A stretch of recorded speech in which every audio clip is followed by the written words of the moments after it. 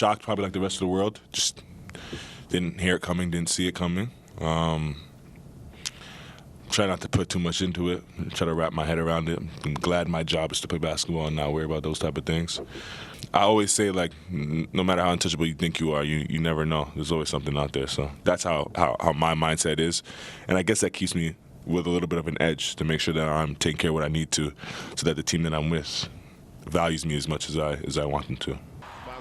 Well, that was the biggest story of the weekend. Luka Doncic traded to the LA Lakers in large part for Anthony Davis. It's shaking up the NBA world, and it's strange. I'll tell you that as we welcome you into the show tonight. It is time for Crashing the Boards. We don't always start with a sound bite there, but I thought that was important. I'm Brian Keating alongside Hannah Hoover. What do you think, Luka trade? I know it's not the most important thing here, but it does change the Western Conference. Well, I will say it changes a lot. And coming from Dallas, just having friends in there, people are having their whole world shook today. You know, it's just crazy. Everyone's upset about it, and I get it. It is almost Valentine's Day. So I'm going to just go ahead and write on the board here. Okay. I'm even wearing red and roses. So roses are red, violets are blue. But this is the ultimate breakup to me for this team, and everyone is just so surprised by it. And I was just really kind of floored, to be honest with you. Yeah, I mean, we're not going to break down all the Luka stuff and the Mavericks part and the Lakers stuff. I want to look at what it means for the Oklahoma City Thunder. And so here's the Western Conference standings and what it means big picture-wise. Obviously, Thunder still in first place. You don't see the Dallas Mavericks there because they are currently in ninth place. Luka's been hurt. Anthony Davis, who was with the Lakers, now with the Dallas Mavericks. I mean, it's changed so much of the outlook. And a lot of the Thunder, they didn't want to engage in what it meant in big picture and all those kinds of things. But I'll ask you, what does it mean for Oklahoma City? Because it does change what the Western Conference looks like with now Luka and LeBron moving forward. And the Mavericks beat the Thunder last season in the playoffs. Right. It is, you know, the rivalry is still real, and I think that we keep asking this, is the Mavs and the Thunder, is this still going to be a problem? And it still is a problem because Luka didn't play the last two games. That's one point to bring up, and the Thunder still lost. And also, I think the bigger picture is we need to talk more about Anthony Davis. I mean, he had 5 All-Star nods, won the championship with the Lakers in 2020. He plays both sides of the ball really well. He's a great defensive player as well.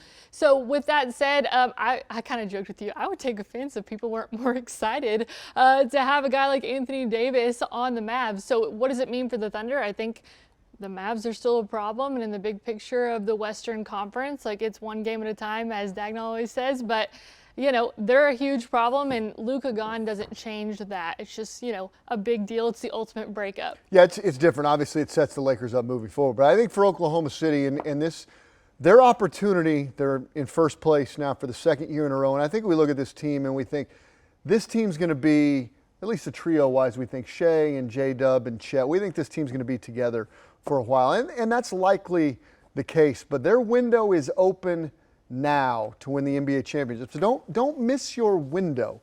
And I say that with the trade deadline coming up, and everybody around the league is going to be making moves because there's a number of teams trying to win the NBA championship, including the Oklahoma City Thunder. But their window is now, and I think that means especially with the Mavericks making changes and especially with the Lakers making changes. Your window to get to the NBA Finals is now. So the door is open. Figure out a way to walk through that, whether that's this week at the NBA trade. How do you get better? How can you fix all of your needs? Yes, Chet is coming back. And you look at this team in terms of years and not weeks and months to win the NBA championship. But the door is open now. Figure out how to walk through it, or you might not get that opportunity. And we've seen that here before. I want to change directions a little bit to OKC and go back to the game last night because Aaron Wiggins got 41 for Aaron Wiggins. He becomes the 7th Thunder player in history with a 40-point game. It was fun to be there for Aaron Wiggins and all the gang. It feels good. It feels good. I don't know, man. It's an awesome feeling, and the guys that I'm with makes it that much more, awesome. Because I mean, these guys truly support one another and love one another. So, awesome feeling. Feels good.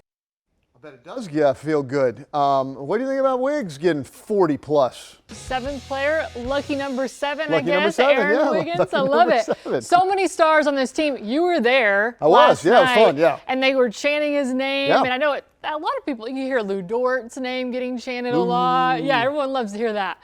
But for it to be Aaron Wiggins and him, there's just so many stars on this team. And you think just when you've seen it all, a guy like Aaron Wiggins has 41 points on the night. So I think it just shows we have not seen this team at full strength, and that might be a repetitive statement to make, but it is very true, and I can't wait to see all the pieces and how they fit together when you have all your guys ready to go. I think Wiggins is a good player. I think he's a starter in the NBA for a lot of teams.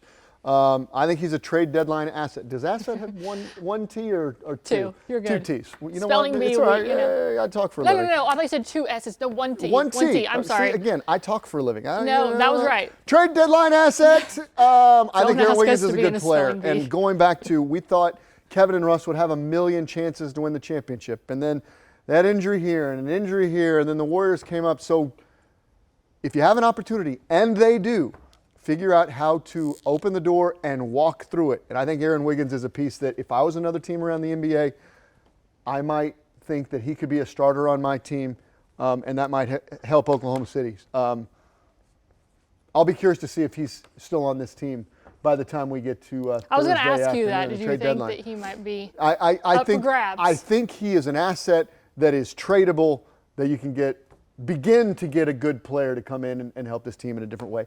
We're running a little long here. We got a minute left. One other bit of news here I want to get to. Jalen Williams is an all-star. He will join Shai Gilgeous-Alexander. That was announced on Thursday. J-Dub going to the all-star game for the first time. I'll let you go first. Yeah, the last time OKC sent 2 players to the all-star game, it was the 2018-2019 campaign. Yep. So these 2 are just the ultimate duo. And Shai was making a pitch for J-Dub, even in interviews, and like, hey, he needs to be out there, obviously, and his stats show it. He's an excellent player and has really been in every position. I feel like Dagnall has put him in really every position out there, and he's succeeded and been an asset to this team. You get a woof them, they get the bark like a dog. You get out there woofing, a star is born. I just know that he is a star. He's a second star. They're getting Chet back. I'm just trying to ask you to bark next. Woo, woo, woo, come on. That was good. Look, the opportunity, I'll just say it again. I'll say it from now until the trade deadline, until it's all over. The opportunity to win the title is now. We thought Kevin and Russ were going to do it, and they didn't. And things change. The door is open. Figure out how to walk through it. They got stars. Make it happen. Stay with us. We got some more from the Luka Doncic trade and the shakeup in the NBA. Stay with us. Crash the board. I think it's important to know that J-Kid and I, we've had a vision in the culture that we want to create since we've been here.